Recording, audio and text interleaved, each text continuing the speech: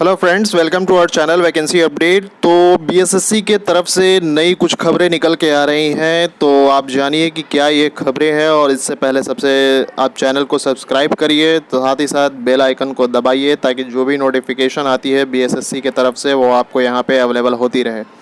तो क्या नई खबर निकल के आ रही है? तो खबर ये है कि अभी जो दोबारा पोर्टल खोला गया है 1218 कैंडिडेट के लिए, तो ये खुशखबरी की बात है कि पोर्टल जो है इस बार इस तरीके से डिज़ाइन किया गया है ताकि इस बार जो त्रुटि हुई थी 2016 में, यानी कि 2016 में जो त्रुटि क्या थी, तो 2014 के बाद भी जो इंटर पास थे उन्होंने भी फॉर्म फिल कर दिया था। तो अब है कि वो ये फिल नहीं कर पाएंगे, यानी ऐसे कैंडिडेट जो एलिजिबल है उनको ये एक्सेस दे ही नहीं रहा है पोर्टल फॉर्म फिल करने के लिए। दूसरी एक खबर और निकल के आ रही है कि 2016 में जो फॉर्म फिल हुआ उसमें एक और त्रुटि मिली है देखने को। कैसी त्रुटि? तो आप अभी देख रहे होंगे कि काफ़ी एक चीज़ वायरल हो रही है कि आखिर जो ओवर एज कैंडिडेट हैं, तो 2014 में जो फॉर्म फिल नहीं मतलब ओवर एज के कारण फॉर्म फिल नहीं किए थे, उनको 2016 में फॉर्म फिल करना था। लेकिन अभी कुछ एडमिट कार्ड, कुछ कैंडिडेट के एडमिट कार्ड ऐसे वायरल हो रहे हैं जिनका जेन्युइन एज है, जो ओवर एज नहीं है, और जिन्होंने पीटी का एग्जामिनेशन दिया था और अपने कैटेगरी के लाभ नहीं उठा पाने के कारण उनका पीटी में रिजल्ट नहीं हुआ था। तो आखिर ये कैसे हुआ कि बिना ओवर एज के भी ये लोग एग्ज़ाम दे पाए? तो देखिए, इसमें दो तरीके के कैंडिडेट फर्जी पाए जा रहे हैं। पहला ये कि 2014 के बाद वाले जो कैंडिडेट, यानी 2015 में जो इंटर का एग्ज़ाम दिए और 2016 में जो इंटर का एग्ज़ाम दिए, तो एक तो ये टाइप का हो गया, एक कैटेगरी इनका हो गया त्रुटि वाला।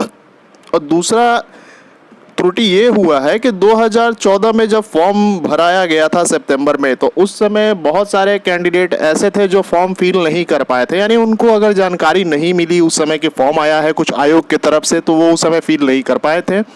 यानी कि कहते हैं ना, जेन्युइन आप समझिए कि फॉर्म फिल करना भूल गए या फिर छूट गया फॉर्म फिल करना। तो वो लोग भी क्या किए कि उनको तो ओवर एज का छूट मिलना नहीं था, ओवर एज का छूट जो क्राइटेरिया हाई कोर्ट के द्वारा दिया गया था उन्हें फॉर्म फिल करना था। तो जिनका फॉर्म छूट गया था वो भी आके यहाँ पे फॉर्म फिल किए थे 2016 में। तो आप समझ रहे हैं कि यहाँ पे दो कैटेगरी के जो फॉल्स कैंडिडेट हैं वो 2016 में फॉर्म फिल किए हैं। ठीक है, तो आप समझ गए कि किन दो कैटेगरी के दो त्रुटि वाले फॉर्म है वो फिल किए गए हैं।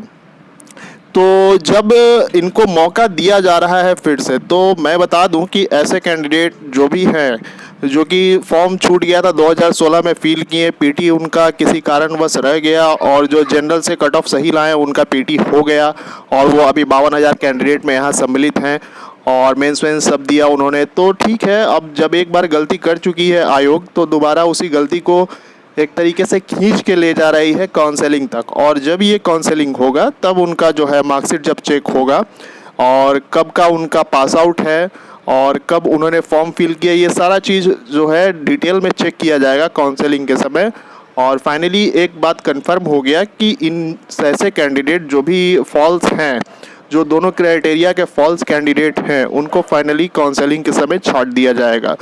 तो अगर मैं बता दूं तो जहां तक मेरा अंदाज़ा है कि मैक्सिमम कैंडिडेट, यानी 52,000 में से अगर मैं बात कर लूं तो हमको लगता है कि 25 से 30,000 कैंडिडेट ऐसे होंगे जो कि आपके फॉल्स होंगे। तो अगर 12,500 वैकेंसीज़ है तो आप यहाँ पे ध्यान दीजिएगा कि मात्र 20,000 से लेके 22,000 ही कैंडिडेट ऐसे हैं जो कि जेन्युइन हैं 2014 वाले, या फिर ओवर एज वाले जो भी हैं वो बहुत ही कम है। तो इससे उम्मीद लगाई जा सकती है कि जितने भी कैंडिडेट रियल हैं उनका जॉब तो यहाँ कंफर्म है। हाँ, वो अलग बात है कि अगर पीटी में क्वालिफाई नहीं कर पाए हैं, क्योंकि जो पीटी वाला जो एग्ज़ामिनेशन, जो फिज़िकल टेस्ट लिया गया था, तो उसमें तो मिनिमम होता है कि आपको दौड़ जब तक नहीं निकालिएगा या फिर वनरक्षी के लिए जो भी पोस्ट आया था उसमें अगर उसका जो पैदल चढ़ने वाला जो क्राइटेरिया था अगर आप वो पूरा नहीं कर पाए हैं तो ऑब्वियस सी बात है वो आपको लेगा नहीं। या फिर दूसरी बात, जो टाइपिंग वाली क्राइटेरिया है और टाइपिंग वाला जो भी क्राइटेरिया है, कितना परसेंटेज वो मतलब करेक्शन दे रहे हैं, कितना परसेंट जो गलती माफ़ होगा उसके अकॉर्डिंगली होना होगा तो होगा, अदरवाइज़ जो उनका क्राइटेरिया है वो तो वो पूरा करेंगे ही। और ऐसा अगर आप लोग सोच रहे हैं कि 1.5% हिंदी में माफ़ करेगा, उसके बाद अगर सीट फुलफ़िल नहीं होता है तो 5% माफ़ करेगा, फिर 8%, 10%, तो देखिए ऐसा कुछ होने वाला नहीं है। अब तो वही बात हो गई कि अगर दौड़ में सारे कैंडिडेट नहीं निकल पाते हैं, कोई 6 मिनट में दौड़ पूरा कर रहा है, 6 मिनट का अगर उनका लिमिट था कि 6 मिनट में रनिंग कंप्लीट होनी चाहिए, और अगर 6 मिनट में नहीं हो पाता है तो 6.5 मिनट वाले को 7 मिनट वाले को लेंगे, ऐसा नहीं होता है। ऐसा ये क्वालिफाइंग नेचर होता है। जिस तरीके से जो मिनिमम मार्क्स होता है पीटी के लिए और या फिर मेंस एग्जामिनेशन के लिए जो मिनिमम मार्क्स होता है 37% 38% मार्क्स लाना, अगर वो आप क्राइटेरिया पूरा नहीं करिएगा तो आपका मेंस एग्जामिनेशन क्लियर नहीं माना जाएगा। उसी तरीके से पीटी हो गया चाहे आपका टाइपिंग हो गया, अगर आप उसका जो मिनिमम क्वालिफाइंग नेचर अगर आप पास नहीं करते हैं तो ऐसा बिल्कुल नहीं करने वाली है कि वो 5% माफ़ करे या फिर 10% माफ़ करे, और या फिर और रनिंग में आपका 6 मिनट की जगह 7 मिनट वाले और 8 मिनट वाले कैंडिडेट को रनिंग वाले को उठाए। ये पॉसिबल नहीं है। तो जो उनका मिनिमम क्वालिफाइंग नेचर है वो तो उतना रखेंगे ही। और हाँ, यहाँ पे अगर पूरा नहीं होता है तो ऑब्वियस ही बात है ये वैकेंसीज बैकलॉग जाएगी, और जो भी बची हुई सीट होगी फिजिकल वाली या फिर टाइपिंग वाली वो अगले बार वैकेंसीज में ये देंगे, तो वो सीट वैकेंट रह जाएगा। हाँ, यहाँ तक बात कर लेते हैं अगर पंचायत सचिव जहाँ पे टाइपिंग नहीं है आपका, और अभी तक तो ये भी क्लियर नहीं है कि पंचायत सचिव को टाइपिंग लेना है कि नहीं लेना है, अभी लोग का क्लियर नहीं कर पाए हैं। और जो रेवेन्यू डिपार्टमेंट का जो भी है राजस्व कर्मचारी, उसमें जो टाइपिंग नहीं है ये सीट आपकी कंफर्म फुल हो जाएंगी, क्योंकि मिनिमम कट ऑफ पे ही उठाया गया है सारे कैंडिडेट को। यानी मिनिमम क्वालिफाइंग नेचर जो था मेंस का, जितना मिनिमम कट ऑफ होना चाहिए, मिनिमम कट ऑफ क्या, मिनिमम पास जो मार्क्स होना चाहिए उतना पे उठाया गया है। तो इसमें जो है पूरे कैंडिडेट्स को फुलफिल कर दिया जाएगा।